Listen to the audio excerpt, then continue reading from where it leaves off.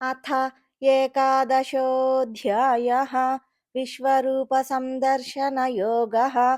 अर्जुन उवाच मदनुग्रहाय परमं गुह्यमध्यात्मसंज्ञितं यत्त्वयोक्तं वचस्तेन मोहोऽयं विगतो मम।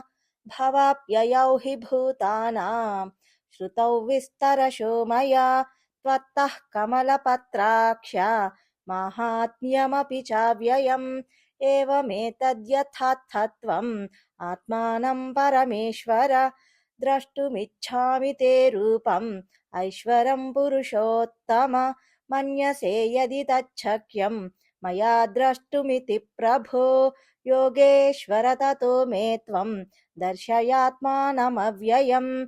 श्रीभगवानुवाच पश्य मे पार्थरूपाणि शतशोऽथसहस्रशः नानाविधानि दिव्यानि नानावर्णाकृतीनि च। पश्यादित्यान् वसून् रुद्रान् अश्विनौ मरुतस्तथा बहून्यदृष्टपूर्वाणि पश्याश्चर्याणि भारत। इहैकस्थं जगत्कृत्स्नं पश्याद्य सचराचरं मम देहे गुडाकेश यच्चान्यद्द्रष्टुमिच्छसि न तु मां शक्यसे द्रष्टुम् अनेनैव स्वचक्षुषा। दिव्यं ददामि ते चक्षुः पश्य मे योगमैश्वरम्। सञ्जय उवाच एवमुक्त्वा ततो राजन् महायोगेश्वरो हरिः दर्शयामास पार्थाय परमं रूपमैश्वरम्। अनेकवक्त्रनयनम् अनेकाद्भुतदर्शनम् अनेकदिव्याभरणम् दिव्यानेकोद्यतायुधम् दिव्यमाल्याम्बरधरम् दिव्यगन्धानुलेपनम् सर्वाश्चर्यमयम् देवम् अनन्तम् विश्वतोमुखम्। दिवि सूर्यसहस्रस्य भवेद्युगपदुत्थिता यदि भासदृशी सा स्यात् भासस्तस्य महात्मनः। तत्रैकस्थं जगत्कृत्स्नं प्रविभक्तमनेकधा अपश्यद्देवदेवस्य शरीरे पाण्डवस्तदा। ततः स विस्मयाविष्टः हृष्टरोमा धनञ्जयः प्रणम्य शिरसा देवं कृताञ्जलिरभाषत। अर्जुन उवाच पश्यामि देवांस्तव देवदेहे सर्वांस्तथा भूतविशेषसङ्घान् ब्रह्माणमीशं कमलासनस्थं ऋषींश्च सर्वानुरगांश्च दिव्यान् अनेकबाहूदरवक्त्रनेत्रं पश्यामि त्वा सर्वतोऽनन्तरूपं नान्तं न मध्यं न पुनस्तवादिं पश्यामि विश्वेश्वर विश्वरूप। किरीटिनं गदिनं चक्रिणं च तेजोराशिं सर्वतो दीप्तिमन्तं पश्यामि त्वां दुर्निरीक्ष्यं समं तात दीप्तानलार्कद्युतिमप्रमेयं त्वमक्षरं परमं वेदितव्यं त्वमस्य विश्वस्य परं निधानम्। त्वमव्ययः शाश्वतधर्मगोप्ता सनातनस्त्वं पुरुषो मतो मे। अनादिमध्यान्तमनन्तवीर्यम् अनन्तबाहुं शशिसूर्यनेत्रम् पश्यामि त्वां दीप्तहुताशवक्त्रम् स्वतेजसा विश्वमिदं तपन्तम्। द्यावा पृथिव्योरिदमन्तरं हि व्याप्तं त्वयैकेन दिशश्च सर्वाः दृष्ट्वाद्भुतं रूपमिदं तवोग्रं लोकत्रयं प्रव्यथितं महात्मन्। अमीहि त्वासुरसङ्घा विशन्ति केचिद्भीताः प्राञ्जलयो गृह्णन्ति स्वस्तीत्युक्त्वा महर्षिसिद्धसङ्घाः स्तुवन्ति त्वां स्तुतिभिः पुष्कलाभिः। रुद्रादित्या वसवो ये च साध्याः विश्वेश्विनौ मरुतश्चोष्मपाश्च गन्धर्वयक्षासुरसिद्धसङ्घाः वीक्षन्ते त्वां विस्मिताश्चैव सर्वे।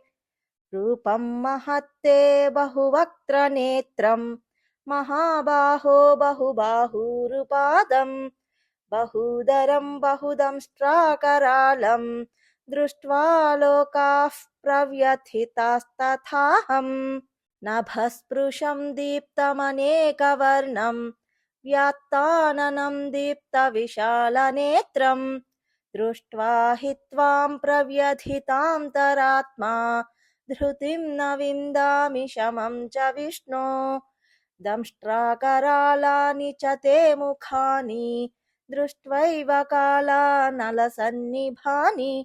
दिशो न जाने न लभे च शर्म प्रसीद देवेश जगन्निवास अमी च त्वां धृतराष्ट्रस्य पुत्राः सर्वे सहैवावनिपालसङ्घैः भीष्मो द्रोणः सूतपुत्रस्तथासौ सहास्मदीयैरपि योधमुख्यैः वक्त्राणि ते त्वरमाणा विशन्ति दंष्ट्राकरालानि भयानकानि केचिद्विलग्ना दशनान्तरेषु सन्दृश्यन्ते चूर्णितैरुत्तमाङ्गैः यथा नदीनां बहवोऽम्बुवेगाः समुद्रमेवाभिमुखा द्रवन्ति तथा तवामी नरलोकवीराः विशन्ति वक्त्राण्यभिविज्वलन्ति यथा प्रदीप्तं ज्वलनं पतङ्गाः विशन्ति नाशाय समृद्धवेगाः तथैव नाशाय विशन्ति लोकाः तवापि वक्त्राणि समृद्धवेगाः लेलिह्यसे ग्रसमानः समं तात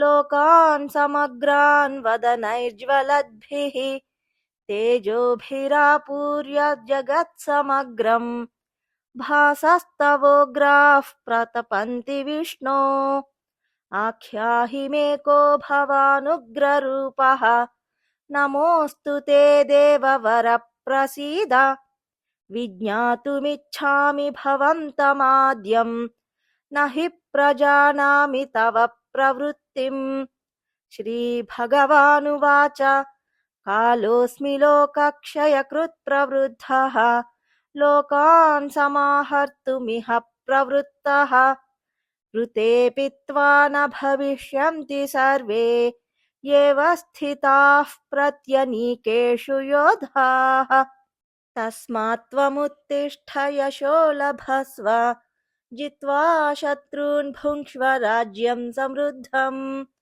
मयैवैते निहताः पूर्वमेव निमित्तमात्रं भव सव्यसाचिन् द्रोणं च भीष्मं च जयद्रथं च कर्णं तथान्यानपि योधवीरान् मया हतांस्त्वं जहिमा व्यथिष्ठाः युध्यस्व जेतासि रणे सपत्नान् संजय उवाच एतच्छ्रुत्वा वचनं केशवस्य कृताञ्जलिर्वेपमानः किरीटी नमस्कृत्वा भूय एवाह कृष्णं सगद्गदं भीतः प्रणम्य अर्जुन उवाच स्थाने हृषीकेश तव प्रकीर्त्या जगत्प्रहृष्यत्यनुरज्यते च रक्षांसि भीतानि दिशो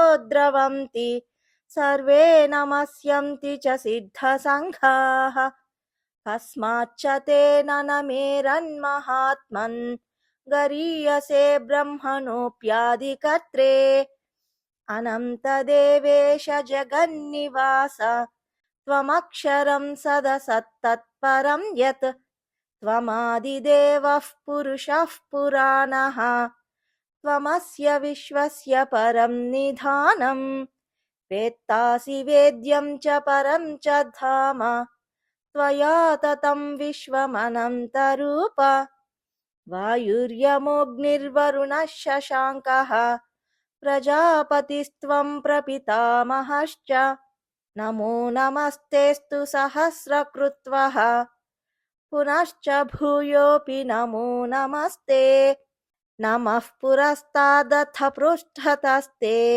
नमोऽस्तु ते सर्वत एव सर्व अनन्तवीर्यामितविक्रमस्त्वं सर्वं समाप्नोषि ततोऽसि सर्वः सखेति मत्वा प्रसभं यदुक्तं हे कृष्ण हे यादव हे सखेति अजानता महिमानं तवेदं मया प्रमादात् प्रणयेन वापि यच्चापहासार्थमसत्कृतोऽसि विहारशय्यासनभोजनेषु एकोऽथवाप्यच्युत तत्समक्षं तत्क्षामये त्वामहमप्रमेयम् पितासि लोकस्य चराचरस्य त्वमस्य पूज्यश्च गुरुर्गरीयान् न त्वत्समोऽस्त्यभ्यधिकः कुतोऽन्यः लोकत्रयेऽप्यप्रतिमप्रभाव तस्मात् प्रणम्य प्रणिधाय कायं प्रसादये त्वामहमीशमीड्यम् पितेव पुत्रस्य सखेव सख्युः प्रियः प्रियायार्हसि देव सोढुम् अदृष्टपूर्वं हृषितोऽस्मि दृष्ट्वा भयेन च प्रव्यथितं मनो मे तदेव मे दर्शय देवरूपम् प्रसीद देवेश जगन्निवास किरीटिनं गदिनं चक्रहस्तम् इच्छामि त्वां द्रष्टुमहं तथैव तेनैव रूपेण चतुर्भुजेन सहस्रबाहो भव विश्वमूर्ते श्रीभगवानुवाच मया प्रसन्नेन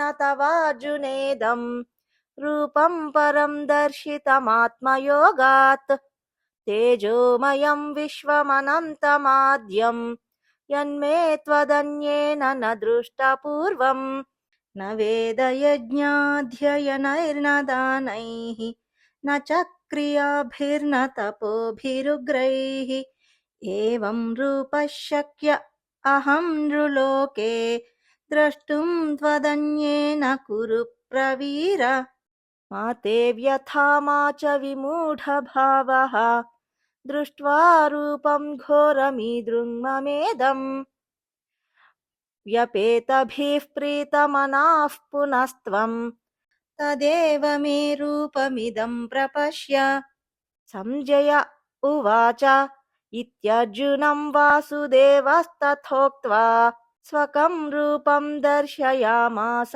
भूयः आश्वासयामास च भीतमेनं भूत्वा पुनः सौम्य वपुर्महात्मा अर्जुन उवाच दृष्ट्वेदं मानुषं रूपं तव सौम्यं जनार्दन इदानीमस्मि संवृत्तः सचेताः प्रकृतिं गतः श्रीभगवानुवाच सुदुर्दर्शमिदं रूपं दृष्टवानसि यन्मम देवा अप्यस्य रूपस्य नित्यं दर्शनकाङ्क्षिणः नाहं वेदैर्न तपसा न दानेन न चेज्यया शक्य एवं विधो द्रष्टुं दृष्टवानसि मां यथा भक्त्या त्वनन्यया शक्यः अहमेवं विधोऽर्जुन ज्ञातुं द्रष्टुं च तत्त्वेन प्रवेष्टुं च परं तप मत्कर्म कृन्मत्परमः मद्भक्तः सङ्गवर्जितः निर्वैरः सर्वभूतेषु यः स मामेति पाण्डव ॐ तत्सदिति श्रीमद्भगवद्गीतासु उपनिषत्सु ब्रह्मविद्यायां योगशास्त्रे श्रीकृष्णार्जुनसंवादे विश्वरूपसंदर्शनयोगो नाम एकादशोऽध्यायः सर्वधर्मान् परित्यज्य मामेकं शरणं व्रज अहं त्वा सर्वपापेभ्यः मोक्षयिष्यामि मा शुचः।